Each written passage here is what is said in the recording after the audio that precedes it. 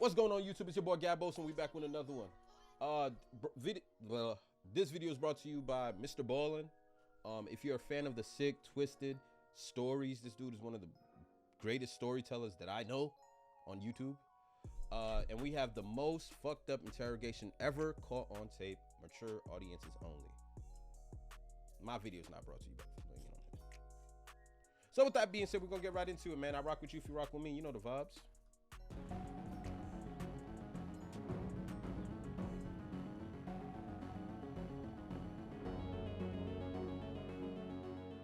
In 2006, Heather Kwan was a 21-year-old college student living in the small residential town of Desert Hills in Arizona.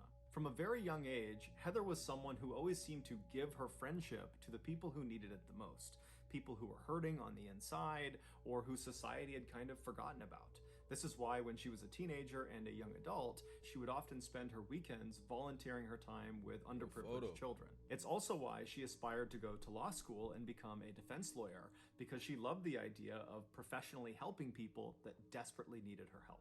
She lived in a rental home with her boyfriend, who was 18 years old. His name was Ryan Waller, and amongst other things, he was a huge gun enthusiast and a student. That year, the couple had made plans to visit Ryan's father, Don, on Christmas Day, so on December 25th. But when the day came and Don had made dinner for the couple and was expecting them, they didn't show up. And so Don tried contacting both of them, but when he couldn't, he just had a bad feeling that something was off. It was just very uncharacteristic of them to just no-show. But instead of driving over to their property himself, Don just called the local police and asked them to do a welfare check. The police arrived at the house in Desert Hills, Arizona. They knocked on the door, but there was no answer. They looked in the windows and some lights were on, but it was mostly dark inside, and they couldn't really tell from the car in the driveway if that belonged to the homeowners or somebody else. And so they stood there for a second, they're looking in the windows, there's no movement. They knock again while simultaneously calling out that, hey, we're the police, we're here to do a welfare check, just want to make sure you guys are okay. And this time, after they were done knocking, they heard the deadbolt unlock, and then the door swung inward into the house, and standing right in front of them was Ryan. Ryan had this huge bruise on his left eye, this big black eye, and he had a cut on his nose, and he was just standing there, not saying anything, not asking any questions, just looking at them. And they looked past Ryan into his house, and they saw there was a woman lying on the couch, which they presumed was his girlfriend Heather, because that was the two people they were coming to look for. And so they turned their attention back to Ryan, and they asked him, what happened to your eye? And Ryan was a little bit cagey. He didn't really give them a straight answer. He basically said, I don't know. I don't know what happened to my eye. And, the police didn't really pry that much. But eventually they determined that Ryan was more or less okay, albeit a little bit strange. And then they said, okay, well, who's the woman who's lying on the couch? Is that Heather? And Ryan, again, was kind of cagey and a little bit dismissive and said something along the lines of, she's just sleeping. And so the police said to him, look, we're here on a welfare check. Your father sent us here to check on you guys. And so we have to go in there and wake her up and make sure she's okay. And so Ryan, again, was just a little bit weird and kind of defensive and didn't really immediately comply, but eventually did step out of the way. And the police walked into the residence. They walked over to the couch. And as soon as they looked down at the girl on the couch, which was Heather, they saw right away that she was not asleep. She was dead. And she had been for at least a couple of days. She had died from a single gunshot wound to the head. Immediately, Ryan was arrested and brought out to a squad car. He didn't fight the arrest, but he did emphatically say he didn't know what was going on. He didn't understand what was happening. He didn't know what happened to Heather. He just seemed kind of generally confused. But regardless, he was thrown in the back of... How are you confused? Yo, I know I'm a bad liar. Man, listen, I have the worst poker face of all time, bro. You ask me something, and if I cap to you, son, I'm gonna break out into a smile or a laugh or something that's like, you know what I'm saying? I'm a bad liar. But how are you gonna convince two officers who are here on a welfare check, you know what I'm saying, that you don't know what's going on, you bruised up, your girlfriend is dead with a gunshot wound to the head, and you just confused? We're confused. Yo, I'm gonna try not to pause it too much, but I mean, damn, bro. of the police car outside the property, and he would sit there for several hours while more and more police and paramedics arrived to process the crime scene and also to transfer Heather's body to a morgue. Finally, around 5 a.m. on December 26th, the police brought Ryan, who was still in the back of this police car, to the Phoenix police station for questioning. The interrogation that followed, this hour-long interrogation that was all filmed, would start off relatively normally, but it would quickly devolve into this totally bizarre back and forth between Ryan and the detective who was questioning him. And then at the end of the interrogation, there would be this stunning revelation. From this point until the end of today's video, we're going to be showing you clips from the actual interrogation. When you get to the end of this video and you hear the revelation, and trust me, you will not miss it, I would encourage you to then go back and watch the clips of the interrogation, or just go online and watch the entire interrogation, because it's totally mind-blowing watching this thing. You freaking me out, man. What's really going on. In the video, Ryan is led into this sort of nondescript, small interrogation room at 5:08 a.m. on December 26th. So he's just arrived at the station, they put him in this room, he's wearing this white jumpsuit that might have been issued by police, maybe he owned it, but it definitely looks more like prison attire. He's got no shoes on, no socks on, and his hands are not cuffed. And so he walks into the room and he sits down in the chair that's in the back corner of the interrogation room, and this chair is right next to the table, and then on the other side of this table is another chair. And so Ryan sits down in the corner, he's kind of facing out towards the middle of the room, he's quiet, he's basically not moving, and then at some point he notices there is a handcuff that's connected to this table. Now, in some cases, the police would handcuff the person they were interviewing in this room, but in this case, Ryan was not told that he needed to put this handcuff on. He was uncuffed, so there was no directive that he needed to have this handcuff on.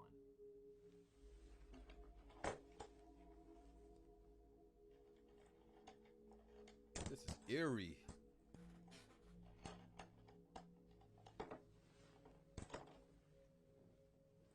Look at his eye, bro.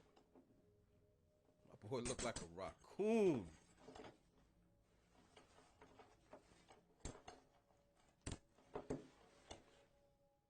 After handcuffing himself to this table, Ryan turns and puts his arms over this table, and he lays down, puts his head in his arms, and he lays that way for about 5 minutes. Periodically, he makes a few groaning sounds, but for the most part, he's quiet.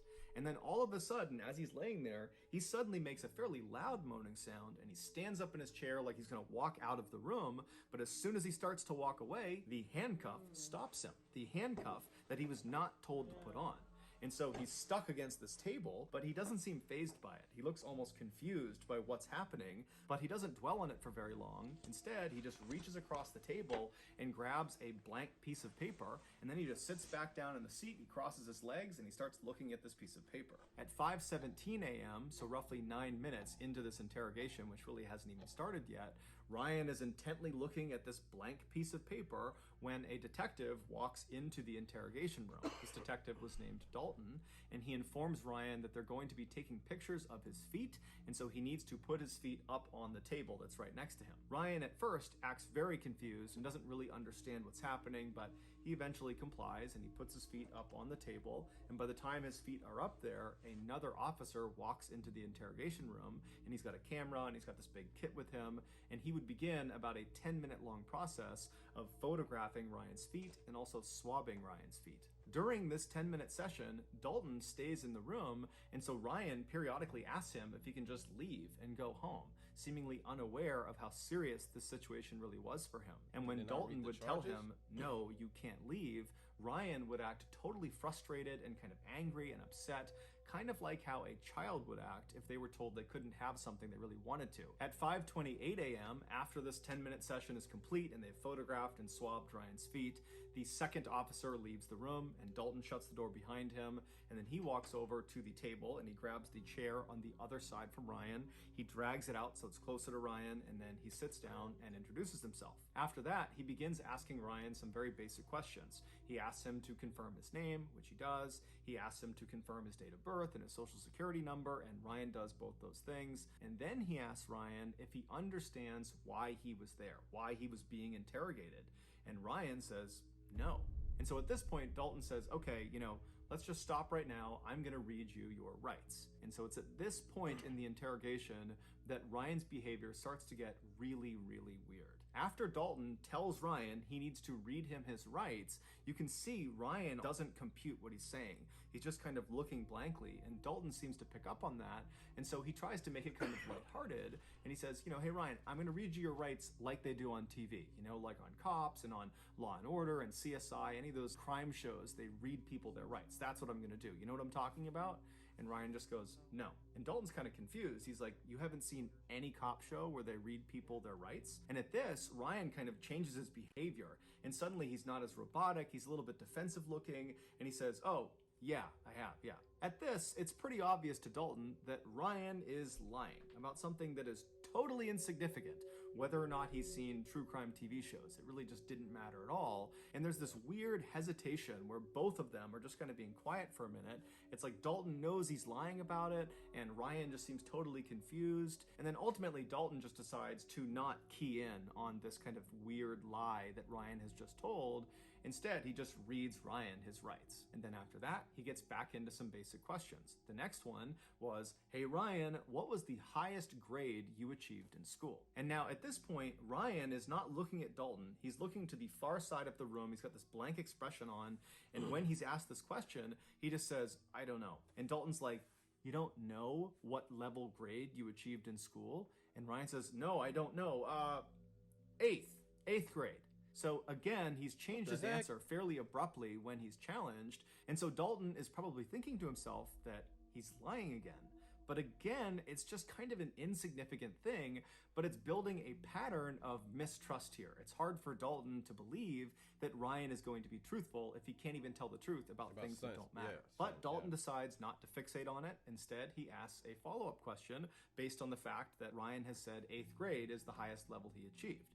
And so Dalton says, okay, well, did you get your GED? A GED is a high school diploma equivalent, and it's something you would get if you did not graduate high school. And since 8th grade is below high school, then Ryan clearly did not finish high school. And so it's a natural question to ask. The answer to this question is binary. You have a GED, you don't have a GED. But Ryan's answer is anything but binary. It's totally contradictory and weird, and it really begins to show a side of Ryan that just doesn't add up. He's acting totally weird.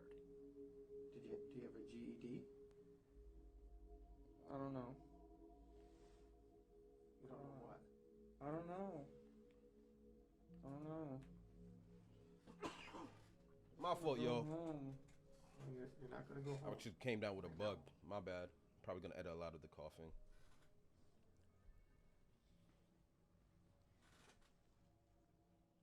So what?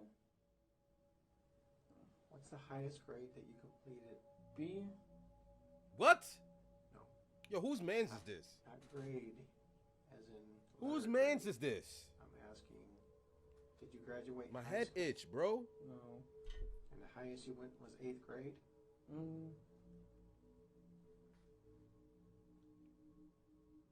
Yep. Do you know how to read and write, Ryan? Yeah. After the discussion about Ryan's education goes nowhere, Dalton again does not fixate on all the issues with his answers so far, and instead just kind of continues asking more questions. And so he begins to address Heather. He starts by asking Ryan if he has a girlfriend.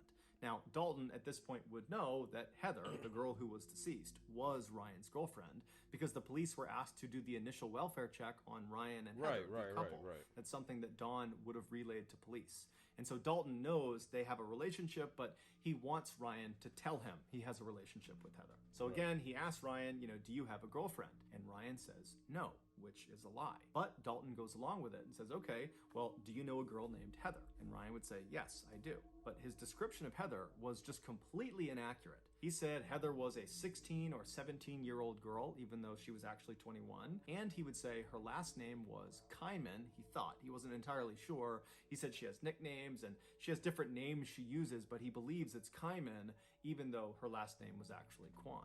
Now, Dalton, of course, is aware of these discrepancies, but again, he does not fixate on them. He just keeps on asking more questions. Dalton asks Ryan, what happened to your face? You have this huge bruise on the left side of your face. What happened? At first, Ryan says he doesn't know. But when Dalton pressed him and kept asking more and more questions about his face and how it happened, Ryan eventually would begin to open up. What happened to your face? I don't know. You told the officer just a few minutes ago that someone hit you. Do you remember who hit you? I don't know. I think it was. This dude's a weirdo, yo. This is Why would just Heather weird. hit you? I don't know. I don't know. I personally could not be this patient. Like the other police officers involved, Dalton believed already going into this interrogation that Ryan killed Heather, that the bruise on his face was from Heather fighting back before ultimately Ryan killed her. And so for Ryan to say the mark on my face is from Heather, even though he claimed it was an accident, to Dalton, that was the same thing as Ryan saying, I killed Heather. Dalton attempted to get more specific details about the actual physical struggle that took place between Ryan and Heather, but as he asked more and more questions, he became more and more aggressive, and it seemed like Ryan picked up on it and became very defensive and started throwing out random pieces of information, much of which seemed untrue. Like he suggested there was at least 2 or 3 other people that were in the house on the night that Heather got killed, but it's unclear if these people were real or if they were actually ever there. And it just seemed like Ryan was kind of panicking and just kind of saying all sorts of random things. And so at some point, Dalton just wants to focus the conversation because he feels like it's getting totally out of hand. And so he just stops Ryan and he says, Ryan, there is a dead girl in your house and I need information. Hey, Ryan? Huh? Huh? There's a dead girl in your living room. She's dead? Yes. Heather? I don't know. I want to know what happened in your house last night. The girl on the couch is dead? Yo, bro. I don't know. If she's on the couch, she's dead. The interesting thing about Ryan's reaction to being told by Dalton for the first time in the interrogation that there was a dead girl in his house is Ryan reacted with genuine surprise. It's the only time in the entire interrogation, start to finish, where Ryan sits forward in his chair, he kind of perks up, and he seems relatively normal. He's not acting confused and kind of bizarre. I didn't notice that. It's like he's really dialed in, as if he had not heard this before, that he didn't know Heather was dead, and he's now for the first time being told, and it shocked his system. It says, Ryan, there is a dead girl in your house, and I need I didn't notice information. this the first time. Ryan? Huh? Let me look at his body language. Huh? There's a dead girl in your living room. She's dead? Yes. Heather? I don't know. I want to know what happened in your house last night. The girl on the couch is dead? I don't know. If she's on the couch, she's dead.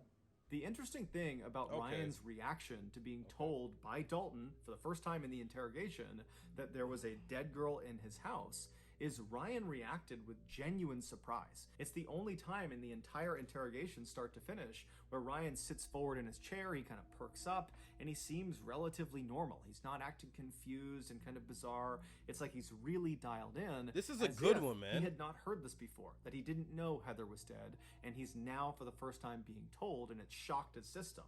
But just seconds after he sits forward and seems really engaged, he goes back to kind of being totally bizarre, and he also suddenly had this really elaborate story about what happened to Heather, even though just seconds ago it seemed like he had just learned about it. So it didn't really make any sense that he would have a story so readily available for something he seemed to not know anything about. Right. And of course, like all of his other answers, his story he gave was full of contradictions and holes and was just totally unbelievable. Well, these people came over, Richie and his dad, with shoot and arrow, bow and darts. You know what I'm talking about? Yeah. They hit me and her with He more patient than me, bro. He more They patient hit than you me. and They hit you? Yeah. Now it's Richie that hit you, not Heather? No, Richie and his dad. Richie and his dad. They hit you. Yes. Why? Because they're trying to get their stuff. I don't know why. And they had some kind of bow and arrows? Mm-hmm. They each had 2 revolvers and they didn't let off any shells. Okay, you just said they had bow and arrows. Now they have revolvers? That's what I meant. They had revolvers. Couldn't do it. Revolvers. Yes. And then My what foot would have been happened? halfway up his They ass shot already. us with those. Following this exchange, Ryan would change his story again and would say, actually, they didn't shoot me, they just shot Heather, they put me in a sleeper hold. But when Dalton asked him, what do you mean sleeper hold? Ryan said, oh, I don't know what a sleeper hold is. And then eventually Ryan would actually just ditch the sleeper hold narrative and go back to the Richie and his father. They came in and they shot both of us. At this point, Ryan's story has become so convoluted and it's changed so many times that it's just totally unbelievable. And so Dalton, who was doing his best to kind of go along with Ryan's story, at this point just can't even pretend anymore. He cannot pretend that he's following this story. It doesn't make any sense. You're telling me you're all over the board here, number one. You're saying bows and arrows, you're saying revolvers, and you're saying some other thing, and you're saying they shot you in the eye. Okay? They shot you with a revolver in your eye. Yes. And that's Is it a BB gun? No, it was a real gun, man. It was just a If revolver. they shot you in the eye with a revolver, you wouldn't be talking to me right now. How do you know? It was most likely you'd be dead. That's what I thought too, man. I really don't know. So you got shot first, Uh-huh. and what happened? Did you fall to the ground? Yeah, I was trying to get up and I couldn't. I don't Okay. know. And then she got shot? Mm-hmm. What did you do? Nothing. Did you call 911? Uh-uh. Did you see if she was alive? She was sleeping still, and that's it. I just let her sleep. She got shot in the side of the face and you let her sleep? Yes. This does not make sense, Ryan.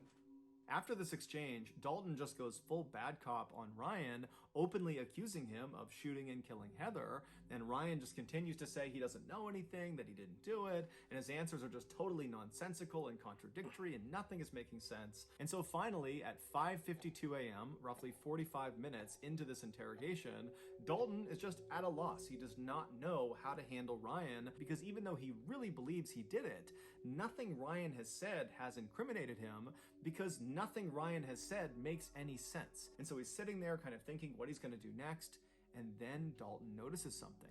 He notices something on Ryan's face. And he tells Ryan to come closer. He needs to look at it. Let me see your nose. Put your legs down. Put your legs down. Bring your face closer. Oh, my head hurts. Okay. What do you notice? What you notice? Yeah, be right back. This is one big cap to me, man.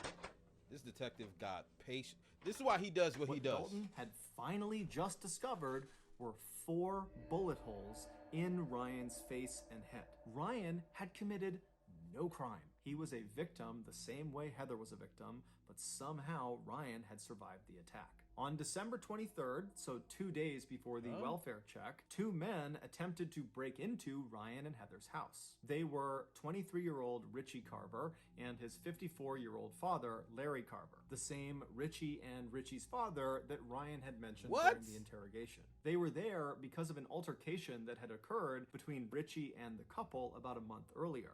During that time, Richie was actually living with Ryan and Heather, but apparently he began hitting on Heather, and Heather told Ryan, and Ryan got really mad about it, and Ryan and Richie got in this big fight, and ultimately Ryan kicks Richie out of the house. Now, this totally infuriates Richie and is very embarrassing for Richie, and so right away he begins plotting his revenge. And so on December 23rd, Richie and his father, they were there to carry out this revenge plot. When the father and son got to the back of Ryan and Heather's house, Ryan saw them at the back door through the glass door that was near their kitchen, and he ran over to try to stop them from getting inside, but Richie and Larry managed to barely get open the door, and Richie reached in with his hand, which was carrying a gun, and he shot Ryan point blank twice in the face. The first bullet went in through his nose and then out the other side of his nose, so that's the first 2 bullet holes. And then that bullet traveled back into his head through his left eye into his brain where it got lodged. And along with the bullet, 6 pieces of his skull that broke off from this bullet went inside of his brain as well. So that's the first 3 bullet holes. And then the second bullet that was fired into Ryan's head hit the side of his head, it did not penetrate into his skull. So the bullet didn't lodge anywhere inside of his brain. However, it did break off a piece of his skull. And so that was the fourth bullet hole. Ryan dropped to the ground. He was unconscious. They assumed he was dead. They managed to force the door the rest of the way open. They stepped inside. They stepped over Ryan's body, and they walked into the living room where Heather was cowering on the sofa, and Richie just immediately walked up, put a gun to her head, and fired a single shot. After she had fallen to the ground, the two men stole some things in the house and then fled the scene. They would ultimately get caught, and they're both currently serving life sentences. It's believed Heather died instantly from her gunshot wound, but Ryan didn't. At some point, maybe a couple of hours after he was shot, he woke up, but he had severe brain damage, and he wouldn't have known what was going on. He didn't really know what happened, and he saw his girlfriend Heather lying on the couch, but he thought she was just sleeping, and so he too went to his bedroom and he fell asleep. But the next morning, he woke up and he still would have had no idea what was going on, and he spent the day on the 24th just kind of wandering around his house with his girlfriend lying dead on the couch. And so after a full day of just kind of mindlessly walking around his house, he went back to bed, and then he got up on Christmas Day on the 25th and spent another day just kind of walking about his house with his girlfriend, who he believed was sleeping, but really she was dead. And so finally the welfare check is called in, the police show up, and as soon as they see Ryan, they jumped to conclusions that he must have killed Heather, and it kind of dictated the way they treated him. Had they believed he was a victim, they might have sought medical attention for the wound on his face, but again, jumping to conclusions and assuming he was the killer, they figured that bruise on his face was from the woman fighting back. She had struck him before he had savagely killed her. And so they didn't give him any medical care. Instead, they put him out in the cop car out front of the property, and he sat there with no medical intervention for 6 hours. And during those 6 hours, literally every second that went by, there was irreversible brain damage being caused because he had all this bleeding inside of his head that was causing brain damage. And so the clock was ticking as soon as they found him, and for hours and hours and hours, he got no care and was just getting worse and worse and worse. And so finally he goes to the police station, and again, they do not give him any medical care. Instead, they interrogate him for almost 2 hours, even though he has 4 bullet holes on his face that apparently no one noticed or no one took seriously. But regardless, he spent those almost 2 more hours in the interrogation room, where every second that's going by, his brain is getting more and more destroyed, irreparably destroyed. And then finally, at the end of the interrogation, Dalton, who's probably thinking to himself, what is wrong with this guy? His answers don't make any sense. He's all over the place. And that's when he stepped back from looking for a way to convict this guy and noticed the holes on his face, specifically the hole in his nose. And that's when he called him forward, and he looked at his face and he realized a huge mistake had been made, and he called an ambulance. Here is a clip of the fire department who arrived ahead of the ambulance in the interrogation room, learning about what's happened to Ryan as they wait for the ambulance. Hey guys. Hey guys. Captain, you're not going to believe this one. I can't believe it either. You're right. I've already heard the story. I can't believe it. This is just my observations that this might be an entrance, this might be an exit, this might be into his eye. And he's acting like he has a serious head injury, which would make sense. Ryan was ultimately rushed to the hospital, where he would undergo emergency surgery that would save his life, but it would come at a great cost. They not only had to remove a large portion of his brain, but they also had to remove both of his eyes.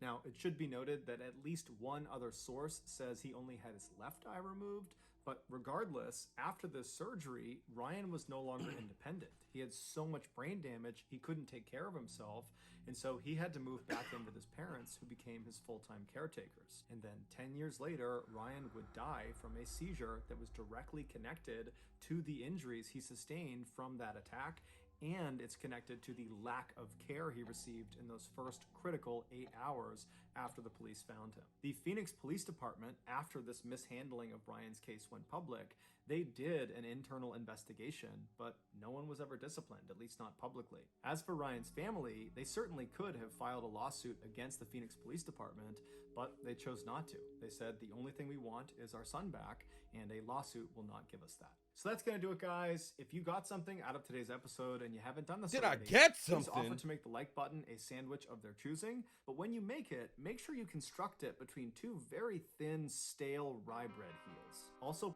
I'm gonna give you a shout out, Mr. Ballin. Yo, bro, this story's nuts. This story is jaw-dropping. I'm sitting here thinking he did it. I'm pretty sure if you guys are watching this too, you're thinking the same damn thing. I was almost 100% sure that he did it.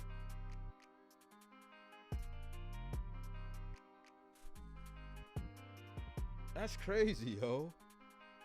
He was actually the victim, and the reason his responses wasn't making any sense, it was because he was suffering from brain damage after being assaulted. And similar to the officers, I'm just judging a book by its cover because I don't have all the information. Heck, I wasn't even there. But if your girlfriend is lying dead on a couch, you're just standing there, just walking around the crib, he's dealing with brain damage he doesn't even know to call 911. So when the cop told him Shorty was dead, that was the first time he was finding out. Oh, yo, bro, this story is goldish of all time. This story is crazy. I apologize if I coughed a lot during the video. I've been sick the past couple of days. You guys don't care about the excuses, you care about the results, and I just wanted to give you guys content. I apologize. I'll do as much edit as I can to remove it or lower it. My bad, but you know, I'm a man of the people, you know. But no, this story is crazy, bro. I appreciate you guys for locking in. I rock with you if you rock with me. It's your boy Gabos. Leave in the comment section how shocked you are about this story. On a scale of 1 to 10, where do you rank this? Till next time, man. Mamba out.